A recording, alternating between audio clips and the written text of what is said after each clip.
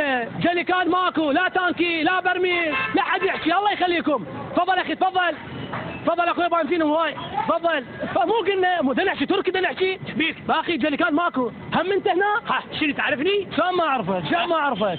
انت مو اسمك هذا اللي مفشخ بيش اسمه؟ ايه انا صح اسمي صلبوخ. صلبوخ. ايه صلبوخ جلمود سبيس. قول لي استاذ صلبوخ. نعم. انت من ياس تكلم؟ شنو تكلم؟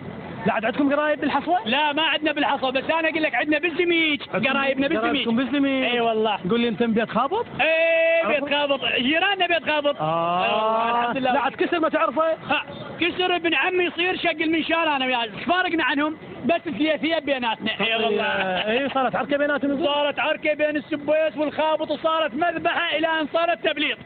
تعرفنا من التبليط وخلينا ننزل على ترابي. اي نعم. انت مو البارحه فولت؟ انا البارحه فولت. إيه؟ بنزينكم مش زين. بنزين ايش بس اسوي؟ خلص البنزين. يعني تبخر لو رحت فرقته ورحت بعته. عمي انا بابا عيب عليكم، انت رجال كبير. عيب عيب. عمي انا الناس خل تحصل بنزين. عمي وبعدين انت يوميا هنا ايش عندك؟ شنو ايش انا موظف هنا؟ وانا مواطن. ادري مواطن مو على حسابي. عمي انا مواطن اتمتع بمواطنيتي، اريد الحريه مالتي. شنو الحريه؟ شنو مواطنيتي؟ الله يخليك 6 مرات تفول يوميه تروح تفرغه وتبيعه. ممنوع. امشي اطلع برا امشي. عمي لا فرغه ولا بيع، بعدين انا عندي شويه مريض اريد ازوره.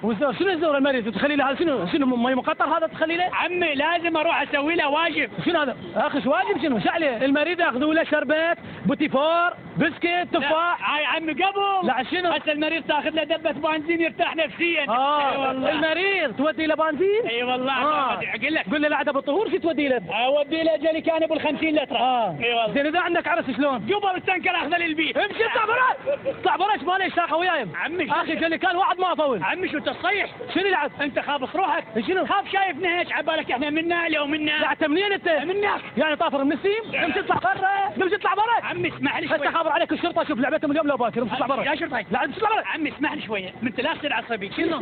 اسمح لي شويه.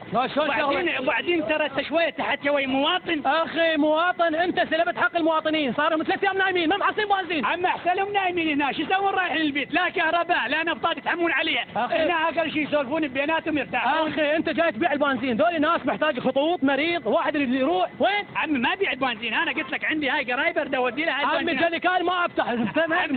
بس اسمح لي شويه. شو شغله دخل عشان اسمح لي شويه بس اسمح لي.